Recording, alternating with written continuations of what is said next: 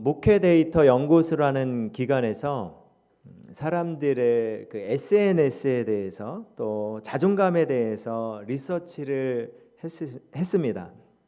대한민국의 국민들 중 45%가 SNS를 하면서 자존감 하락을 경험했다라는 거예요. 왜 자존감이 그렇게 떨어졌을까요? SNS를 하면서 비교했기 때문이에요. 왜냐하면 이 SNS를 해보면 그 소셜 미디어에 얼마나 많은 자기가 뭐 맛있는 거 먹었던 거, 어디 재밌게 어떤 즐거웠던 장소에 갔던 그런 것들을 막 기록하잖아요. 그런 걸 보면서 여러분 어떤 생각이 드십니까? 아, 나는 여기 지금 집에서 너무나 힘들게 있는데 이 사람 뭐야? 아, 어디서 이렇게 비싼 옷을 입고 다니고 어디서 이렇게 비싼 음식 먹으면서 진짜 내 인생 뭐야? 이렇게 사람들이 비교한다는 거예요. 비교하니까 어때요? 내 자신이 너무나도 작아 보이고 또 부족해 보이고 그러니까 이 자존감이 하락한다라는 거예요. 사람들이요, 대부분의 사람들이 이 비교 의식 속에서 자유롭지 못합니다. 우리가 이 비교 의식 속에서 자유롭지 못한 이유 중 하나는요, 세상이 원하는 사람이 있어요.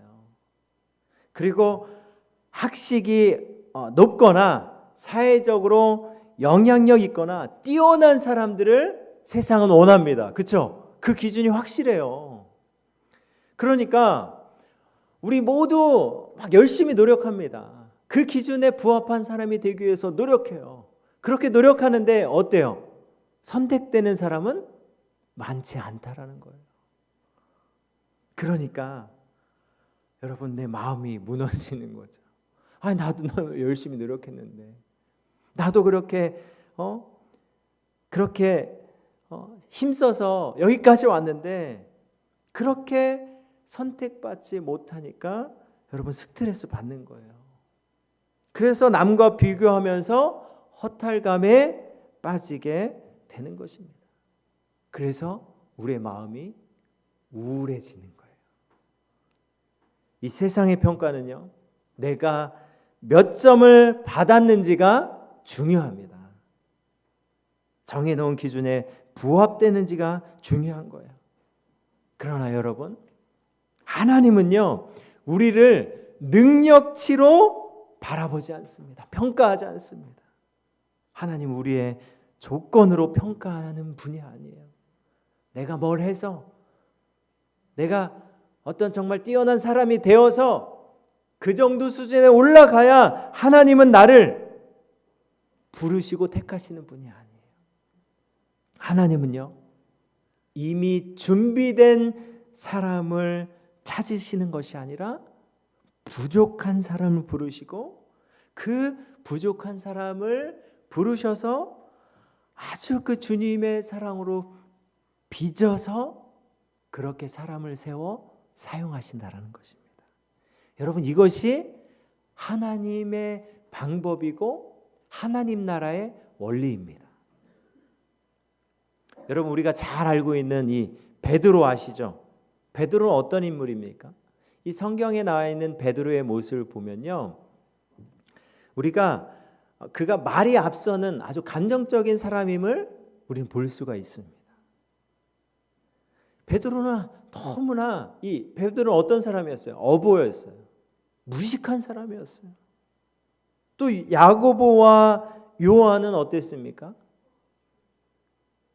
뭐라고요? 자, 잠을 깨고 제가 말씀을 여러분들에게 더 집중해서 들릴 수 있도록 그렇게 하나님 앞에 다시 한번 우리 마음을 다잡고 할 테니까 여러분들도 집중해서 들어주시기 바랍니다. 야고보와 요한은요, 주의 나라가 임하실 때 내가 더 높은 자리에 앉아야지 이렇게 욕심부렸던 사람들이에요. 어때요 여러분? 이 예수님의 제자들 보니까 어때요? 이 제자 할 자격이 있나? 이런 생각 드시죠? 마태는 어떤 사람입니까? 마태는요, 세리장이었어요. 그 당시 세리장은 아주 매국노였습니다. 매국노. 사람들에게 이 손가락질 받는 그런 이 마태를 예수님은 제자로 삼으셨다는 거예요. 제자로. 예수님의 제자들 대부분은요, 아주 무식한 갈릴리의 어부들이었습니다. 어부들. 그래서 이 제자들을 보면 제자들의 모습 가운데는요, 예수님이 말씀해 주셔도 그 말씀을 깨닫질 못해요. 여러분 지금 제 말 들리나요? 듣고 있죠? 막 이렇게 예수님이 그 말씀을 아주 자세히 또 비유로 알기 쉽게 설명해 줘도 제자들이 깨닫지 못했다라는 거예요. 그리고 제자들이요, 마음 가운데 얼마나 두려움이 많았는지 몰라요. 두려움이 많았습니다. 그리고 결정적으로 믿음도 약했다라는 거예요. 믿음도 약했어요. 그래서 나중에 예수님이 붙잡혔을 때 어떻게 했습니까? 예수님이 붙잡혔을 때 어떻게 했어요? 제자들이 아니 감히 예수님을 어떻게 붙잡아 가느냐? 그렇게 그들을 말리고 그렇게 쫓아다니면서 예수님을 풀어주세요. 그렇게 했어요? 그거 어떻게 했어요? 다 흩어졌어요. 다 도망갔어요. 여러분 세상적인 기준으로 볼 때 예수님의 제자가 될 만한 사람들이었습니까? 예수님의 제자가 될 만한 사람들이었어요? 아니었어요. 결코 그 예수님의 제자가 될 만한 사람들이 아니었다라는 거예요. 그런데 여러분 중요한 것이 오늘 이 말씀을 보니까요, 이런 제자들을 예수님께서 찾아가셨다라는 거예요. 찾아가셨다라는 거예요. 오늘 보면 18절 말씀 볼까요? 갈릴리 해변에 다니시다가 두 형제 곧 베드로라 하는 시몬과 그의 형제 안드레가 바다에 금을 던지는 것을 보시니 그들은 어부라. 이 말씀은요, 예수님이 그냥 편하게 그냥 산책하다가 딱 보니까 베드로가 있네, 시몬 그 안드레가 있네, 그렇게 봐서 쟤네들 불러서 제자 삼아야 되겠다 이렇게 한 게 아니라 예수님이 의도적으로 그들을 찾아가신 거예요. 찾아가셔서 그들에게 뭐라고 말씀하십니까? 자, 오늘 본문 19절 말씀 우리 큰 목소리로 함께 읽어보도록 하겠습니다. 시작.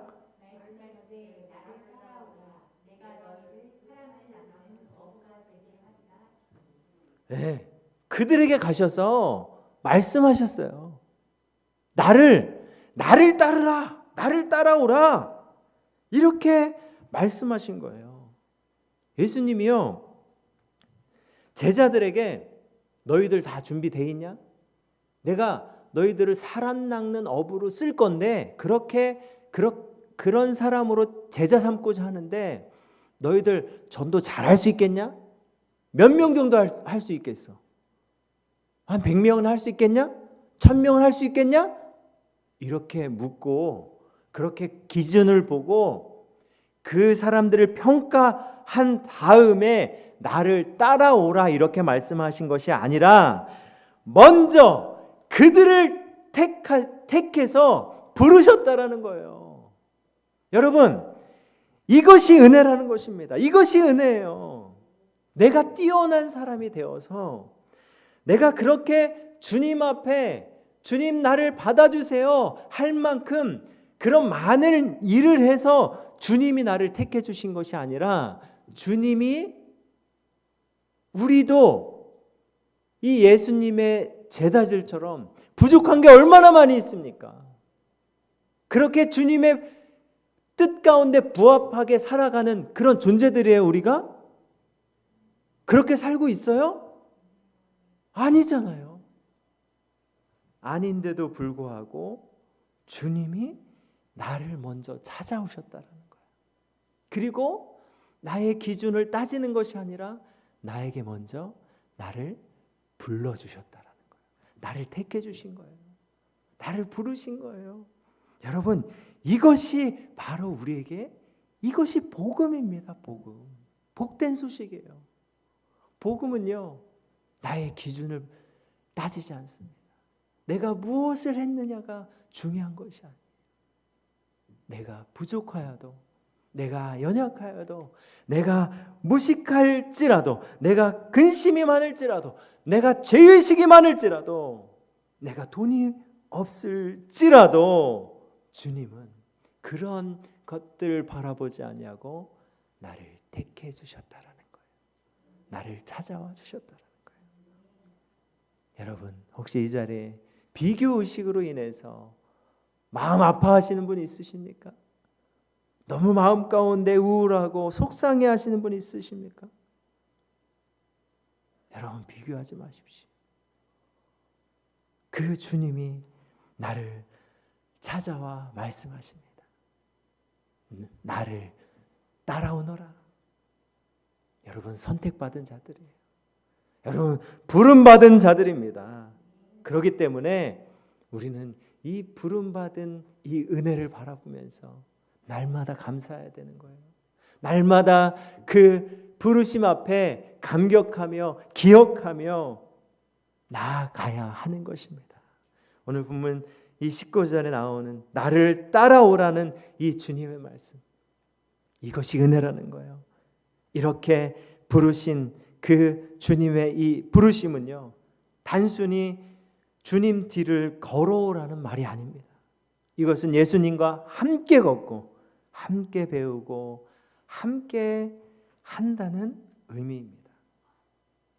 예수님을 아는 것이고 예수님과 가까이, 예수님 앞에 가까이 머무는 것이고 그분과 동행하는 것입니다. 부르심을 받은 우리는요, 맡겨진 일을 하고 결과를 내는 사람이 아니라 그 주님과 함께할 사람으로 주님을 우리 부르신 거예요. 여러분, 이것이 중요합니다. 내가 어떤 일을 해야 될까가 그것이 핵심이 아니라 그분이 나를 부르셨다는 건 내가 그 주님과 함께할 사람으로 부르셨다라는 거예요. 그 부르심 앞에 그 주님이 뭐라고 말씀하십니까? 오늘 본문 이 19절 말씀을 다시 보시면요, 나를 따라오라, 그 다음에 내가 너희를 사람을 낚는 어부가 되게 하리라. 예수님은요, 너희는 이미 준비되었다라고 하지 않으십니다. 또 너희는 능력이 충분하다라고 그렇게 말씀하지 않으셨어요. 오히려 이 말씀의 핵심이 무엇입니까? 너희들 사람 낚는 어부가 되어서 많은 사람들을 그렇게 데리고 와라가 아니라 그것을 누가 행하시겠다고요? 그런 사람을 누가 만들어 주시겠다고요? 예수님이 그렇게 해주시겠다라는 거예요. 내가 너희를 사람 낚는 어부가 되게 하리라. 내가 하는 게 아니에요. 여러분, 이 말씀은요, 변화의 주체는 제자들이 아니라 누구십니까? 변화의 주체는 누구예요? 누구예요, 여러분? 변화의 주체는 누구예요? 왜 대답을 안 해? 아니, 이 말이 뭐예요? 내가 너희를 사람을 낚는 어부가 되게 하리라. 제자들이 나 사람 낚는 어부 될 거예요? 한 거예요? 누가 이 제자들을 사람 낚는 어부로 만들겠다라는 거예요? 예수님이에요. 그러니까 여러분, 내가 변화돼야지, 내가 좋은 사람 돼야지, 내가 주님의 그 말씀 가운데 순종하는 사람이 되어야지가 아니라 주님과 동행할 때 그 주님이 여러분 나를 그렇게 변화시키시고 나를 빚어가신다는 사실입니다. 혹시 주님의 그 부르심 앞에 부담스러워 하시는 분들이 있으세요? 나는 자격 없는데, 난 진짜 자격 없고 난 진짜 부족한데 왜 나를 부르셔서 나를 자꾸 제자 삼는다고 하지? 나는 그럴 마음도 없는데 여러분 이런 부르심 앞에 부담되십니까? 부담 갖지 마세요. 내가 그런 사람이 되는 것이 아니라 주님이 나를 사람 낚는 업으로 만드신다라는 거예요. 내가 하는 게 아니에요. 내가 하는 것은 뭐냐면 나를 부르신 그 주님을 믿고 따르는 거. 그거밖에 없어요. 내가 믿고 따를 때 그 주님이 나를 그렇게 세워 가신다라는 거예요. 여러분 제자들 한번 보세요. 선택받은 제자들 보세요. 우리가 아까도 봤잖아요. 이 베드로는 그 예수님에 대해서 어떻게 고백했습니까? 자, 여기 한번 보세요. 자, 집중하시고 오늘 이 귀한 시간에 집중하시고 제자들 이 베드로가 뭐라고 예수님에 대해서 고백했냐면 주는 살아계신 하나님의 아들이십니다라고 이렇게 고백했습니다. 그렇게 고백했던 제자 베드로는 어떻게 했어요? 나중에 예수님 붙잡히시니까 어떻게 했습니까? 도망갔어요. 그리고 그 예수님을 모른다라고 3번이나 부인했어요. 여러분, 베드로는 그런 자였어요. 그런데 예수님은 그 베드로를 포기하지 않습니다. 그 베드로를 포기하지 않고 그를 찾아가십니다. 그리고 그에게 묻습니다. 네가 나를 사랑하느냐? 베드로가 완전히 깨지는 거예요. 그리고 그 주님 앞에 비로소 진정한 제자로 세워집니다. 그렇게 예수님은요 포기하지 아니하시고 그 베드로를 진정으로 그 말씀하신 대로 사람 낚는 업으로 빚으셨고 세우셨습니다. 여러분 우리의 모습을 지금 우리의 모습을 바라보면요 답이 없어 보이는 거예요. 가능성이 안 보입니다. 나를 택해 주셨는데 나의 모습을 보니까 어때요? 날마다 넘어져요. 날마다 말씀 안에서 그 주님 붙잡고 그 말씀을 지키며 살아가야 하는데 여러분 그렇게 살고 계십니까? 그렇게 살고 있는 분 계세요? 저도 잘 안 돼요. 저도 무너질 때가 많아요. 여전히 부족함을 느낍니다. 그러나 중요한 것은요, 지금 완성되어 있느냐가 아니라 여러분 누구와 함께 걷고 있느냐입니다. 주님과 함께 걷는 사람은 변화됩니다. 제자들도 그랬고 또한 이 성경에 나와 있는 수많은 인물들이요, 이 말씀 안에 예수님 안에서 변화되었습니다. 그리고 이 기독교 역사를 한번 바라보십시오. 이 예수님을 붙잡고 나아가는 사람들이 다 변화되었습니다. 중요한 것은 내가 지금 누구와 동행하며 나아가고 있는가, 바로 이거예요. 핵심은 바로 이거예요. 내가 무엇을 할 것인가? 주님 나를 부르셨는데, 나를 택해 주셨는데 내가 어떤 일을 해야지? 무슨 일을 해야지? 이 질문 이전에 내가 누구를 따르고 있는가? 내가 지금 누구와 동행하고 있는가? 여러분 이것이 중요한 것입니다. 주님은 먼저 사명을 요구하시는 분이 아니라 먼저 동행으로 부르시는 분입니다. 아멘. 이 부르심 앞에 제자들이요 어떻게 행동했습니까? 어떻게 했어요? 이 부르심 앞에 뭐라고 했습니까? 20절 말씀 볼까요? 그들이 곧 그물을 버려두고 예수를 따르니라. 그물을 버려두고 예수님을 따랐대요. 여러분 이 제자들이 주님께 모든 것들을 내려놓고 따랐습니다. 여러분 만약에 여러분들이라면 어떻게 하셨겠어요? 지금 다니고 있는 직장을 내려놓고 예수님을 따르시겠어요? 지금 그런 말이 아니에요. 지금 이 제자들이 예수님을 다 버려두고 따랐다라는 것은요, 그 주님께 나를 따르라 했던, 나와 동행하라, 내가 너희를 그런 사람으로, 사람을 낚는 어부로 세우겠다, 그 부르심 앞에 이 제자들이 전적으로 그 부르심에 의탁한 거예요. 다 내어드린 거예요. 룻이라는 여인이 있어요. 이 룻이라는 여인이 젊은 나이에 남편이 죽었습니다. 과부가 되었어요. 시어머니의 남편도 죽었어요. 과부예요. 이제 고향으로 돌아가려고 합니다. 그때 룻이 뭐라고 말합니까? 룻기 1장 16절 말씀 보면요, 룻이 이르되 내게 어머니를 떠나며 어머니를 따르지 말고 돌아가라 강권하지 마옵소서. 어머니께서 가시는 곳에 나도 가고 어머니께서 머무시는 곳에서 나도 머물겠나이다. 어머니의 백성이 나의 백성이 되고 어머니의 하나님이 나의 하나님이 되시리니. 아멘.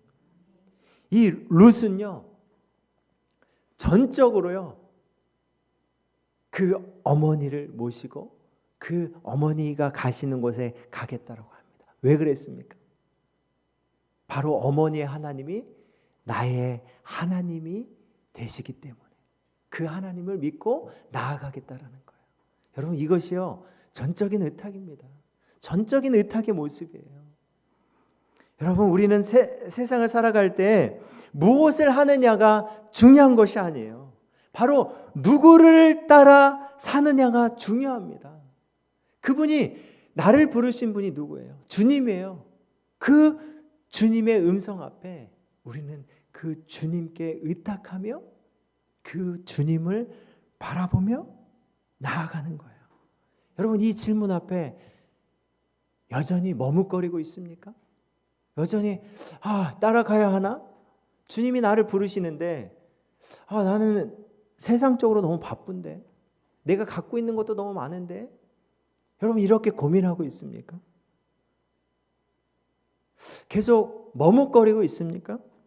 주님이 오늘 말씀하십니다. 나를 따르라, 나를 따라오라, 내가 너희를 사람 낚는 어부가 되게 하리라. 주님이 책임져 주시겠다라는 것입니다. 우리 머뭇거리지 말고, 더 이상 고민하고 계산하지 말고 우리 그 주님을 따라갑시다. 따라간 제자들의 삶을 바라보십시오. 그들이 자충우돌, 부족하고 연약하고 넘어지기도 했지만 결국 그들을 세워가신 분이 누구입니까? 바로 주님이에요. 주님이 바로 우리의 인생을 책임지십니다. 여러분, 주님이 우리 교회를 책임지십니다. 연약하고 부족할지라도 주님이 나를 부르셨고 그 주님과 동행하며 나아갈 때 그 주님이 일하십니다. 그것을 믿고 나아가는 거예요.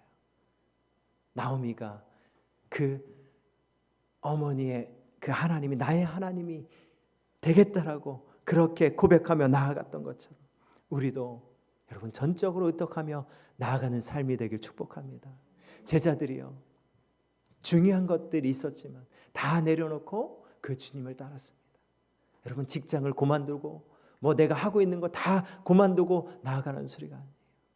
여러분들 그 마음 가운데 무엇을 따르느냐, 내가 무엇을 따르고 살아가느냐, 그것이 주님입니까? 아니면 다른 것입니까? 그것이 주님이라면 그 주님께 의탁하십시오. 그 주님께 맡기십시오. 맡기고 나아갈 때 주님께서 우리의 인생을, 우리의 공동체를, 우리의 교회를 놀랍게 인도해 가실 것입니다. 이제 말씀을 마무리하겠습니다. 우리는요, 주님께 이렇게 물을 때가 있습니다. 주님, 제가 무슨 일을 해야 합니까? 어디에서 쓰임 받을 수 있습니까? 어떤 사명을 감당해야 합니까? 여러분, 이 질문이요, 참 귀한 질문이죠. 하지만 그보다 먼저 들어야 할 주님의 음성이 있습니다. 그 음성이 무엇입니까? 주님 말씀하십니다. 나를 따라오라. 여러분, 이 말씀이 먼저예요. 먼저 주님과 함께하는 것이 먼저입니다. 그 주님의 음성을 따라 내가 의탁하는 것이 먼저입니다. 그 주님과 동행하는 것이 먼저입니다. 그럴 때 주님께서요, 우리의 인생을 빚어가십니다. 놀랍게 우리를 세워가십니다. 우리의 연약함을 다루시고 우리의 평범함 속에서 하나님의 뜻을 이루어 가실 것입니다. 우리 그 주님을 소망하며 그 주님을 붙잡고 나아가는 우리 동산의 가족들 되시길 주님의 이름으로 축복합니다.